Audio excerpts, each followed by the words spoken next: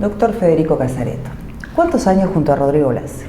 Llevamos más de 10 años políticamente, pero conociéndonos muchísimo más. Cuando yo arranqué en la juventud del movimiento de Rocha, Rodrigo a los 15, 16 años ya estaba en la juventud del Movimiento por la Patria.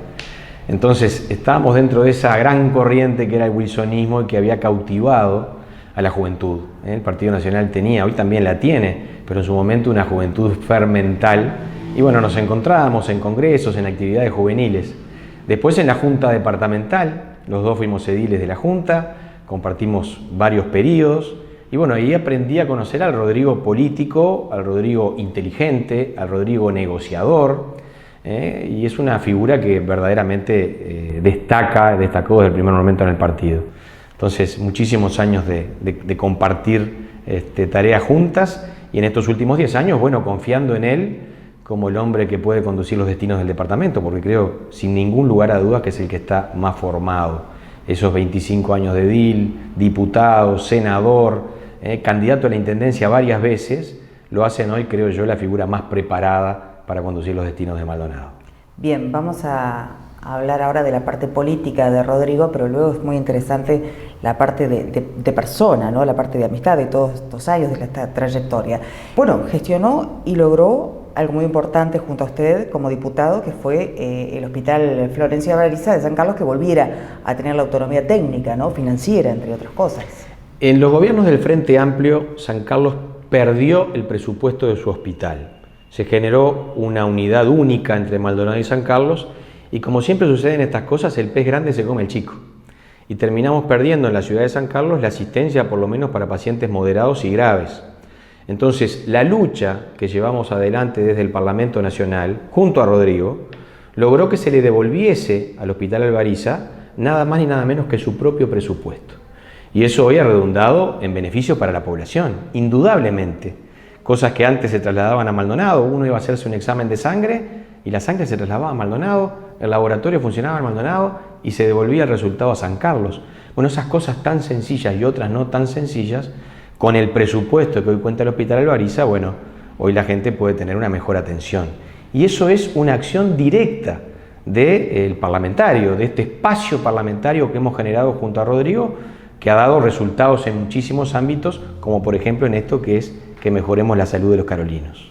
Casareto, háblenos de lo que impulsó Rodrigo, que logró incluir en la rendición de cuentas del 2023 el Centro Oncológico del Este, algo tan importante para el departamento. Bueno, Maldonado tenía un debe, hay una población muy importante, no solo en nuestro departamento, sino en toda la regional este, que requiere tratamiento oncológico y que además tiene la dificultad de tener que trasladarse permanentemente a la capital de la República. Y aquí el Frente Amplio, en los últimos 2 años de gobierno, no pudo concretar el acelerador lineal, más allá de que habían prometido esa concreción. Bueno, la acción incansable, en este caso de Rodrigo y de nosotros, junto a la bancada Maldonado, a todos los diputados, menos el del Frente Amplio, que peleamos por esto, bueno, se nos dio ahora al final del periodo la muy buena noticia de que ya está el llamado a licitación para el acelerador lineal, que es nada más ni nada menos que un gran avance para la población oncológica, que es una población de por sí muy sufrida y que además, si le evitamos un traslado a la capital, que muchas veces tienen que hacerlo con un familiar, que provoca gastos, bueno, va a ser una mejora en su calidad de vida y en su pronóstico de vida. Entonces ahí tenemos a Rodrigo sensible. Yo lo puedo entender como médico de una manera diferente. Ahora, hacerlo comprender a alguien que no está en la medicina, lo que es el sufrimiento de un paciente oncológico, lo que es el sufrimiento de la familia, cuando se enferma ese paciente, se enferma la familia, no es sencillo. Sin embargo, con Rodrigo fue muy fácil, porque es un hombre empático, es un hombre que se pone en la piel del otro, que trata de sentir lo que el otro está sintiendo en ese momento. Si eso no fuese así, sería muy difícil lograr que un actor político pueda entender lo que significa una enfermedad oncológica y una patología familiar como en este caso. Bien, doctor, usted hablaba de un Rodrigo sensible, y vaya que sí lo fue, ¿no? Con la ampliación del horario de la atención de las policlínicas de La Capuera y el Balneario Buenos Aires, que pasaron a funcionar las 24 horas todos los días. Es así, la gente en La Capuera y en Balneario Buenos Aires podía enfermarse entre las 8 de la mañana y las 3 de la tarde. Parece mentira que estemos hablando de esto ahora.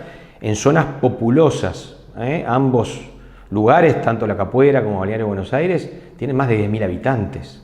Y pensar que haya médico únicamente de 8 de la mañana a 3 de la tarde es algo hoy impensable. Entonces, esa lucha que significa golpear las puertas, que significa levantar un teléfono, hacerse escuchar, que te escuchen, para obtener después los recursos en un presupuesto o una rendición de cuentas que se transformen verdaderamente en que haya médicos las 24 horas, bueno, habla también de la sensibilidad y la tenacidad. Yo destaco en Rodrigo la facilidad que tiene para golpear las puertas en los lugares que hay que golpearlas. Él levanta un teléfono y llega a donde tiene que llegar. Tiene comunicación directa con el presidente de la República, con cualquier ministro. Se abren las puertas de los despachos de los organismos nacionales para escuchar a un hombre como Rodrigo. Y eso no todos lo logran. Actores políticos hay muchísimos, legisladores hay muchísimos. Ahora, que tengan el respeto y la escucha de quienes muchas veces tienen la posibilidad de resolver los problemas, no todos lo logran. Y Rodrigo lo ha logrado. Hay una frase que yo siempre digo: las cosas difíciles las hace fáciles. Algo que parece un cuesta arriba, hablando con Rodrigo, negociando con Rodrigo, golpeando las puertas con Rodrigo, se hacen mucho más sencillas. Y es por eso que se ha conseguido eso, las policlínicas 24 horas o las ambulancias en cada uno de esos dos lugares, la ambulancia SAME 105, que es una emergencia móvil hoy en La Capuera, o la ambulancia de traslado que reduce nada más ni nada menos que en media hora el tiempo de espera de una patología que puede ser importante, grave, para ser asistida aquí en los centros de salud. Entonces, yo creo que esa facilidad que tiene de llegar y de ser escuchado ha hecho que tenga acciones decisivas en estos temas que son políticas sociales. La gente muchas veces se lleva por las etiquetas. Parece que las políticas sociales solo las puede desarrollar la izquierda. Sin embargo, en Maldonado, si hay un hombre que ha demostrado ser sensible a este tipo de políticas, ha sido Rodrigo. El hospital, las policlínicas, las ambulancias, el fideicomiso para conseguir los recursos para erradicar el Kennedy, nada más ni nada menos. Entonces, si eso no son políticas sociales, vivienda, salud, ¿de qué estamos hablando? Bien, Casareto, como senador, Blas, junto a la bancada de diputados de la coalición del departamento, logró restablecer los juzgados letrados, y esto fue en la ciudad de San Carlos. Hay que poner en sus justos términos cómo surgió todo esto. En el año 2006-2007, la sociedad carolina fue a vernos a los diputados de aquella época para hacernos entender de que San Carlos necesitaba un juzgado. Parece mentira hoy hablar de que hace 20 años San Carlos no tenía juzgado letrado. O sea, frente a un robo, frente a una rapiña, frente a un homicidio, había que venir todo a Maldonado a hacer los trámites. Bueno, la lucha de la sociedad civil, los profesores, los abogados, el cura párroco, los rotarios, los leones, más los legisladores, hicieron que pudiéramos concretar ese juzgado. El juzgado está, fruto del esfuerzo de la población, se hicieron colectas, se compraron desde las cortinas hasta los escritorios, las computadoras. La familia de Pepe Frade, un abogado muy reconocido de San Carlos, puso el escritorio de este profesional.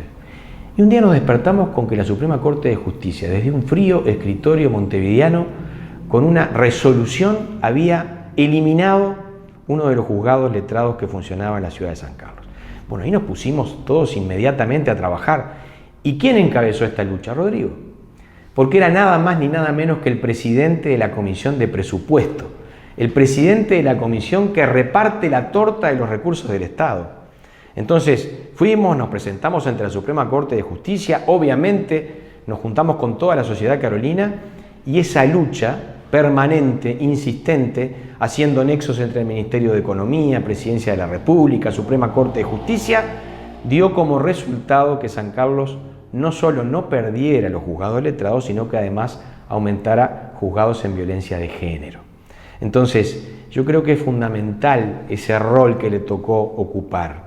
No cualquiera preside la Comisión de Presupuesto en la Cámara de Diputados. Y Rodrigo tuvo la confianza de todos sus pares, de todos los partidos políticos, para conducir nada más ni nada menos que en años muy sensibles la comisión en la cual se repartían o se dirigían los distintos recursos. Y ahí Maldonado, y especialmente San Carlos, se vio beneficiado con este juzgado, primero que no se perdiera y segundo que se aumentaran otras materias. Casareto, hemos hablado de Rodrigo político, Pero hablemos ahora de Rodrigo persona. Usted hacía mención a que Rodrigo es una persona sensible, que es empático. Cuéntenos esa parte de Blas que de repente la gente no la conoce. A ver, yo quiero destacar al Rodrigo padre de familia. Rodrigo es un padrazo, con sus 2 hijos, con quien está en el exterior desde algunos años y él está permanentemente en contacto, y con Juan, que lo tenemos aquí, incluso en estas épocas, acompañando ya a su padre en la tarea política. Es un padre totalmente presente. A muchos que nos ha tocado a veces en la vida tener algunos golpes y tener que afrontar esos golpes con nuestros hijos, el ejemplo que Rodrigo le ha dado en su educación, en su formación, en su ejemplo de vida, creo que es muy destacable. Yo me identifico mucho, porque a los 2 nos tocó pasar por algunas circunstancias, como le pasa a cualquiera. Hoy en el mundo que vivimos, muchas veces las cosas no salen como uno las planifica.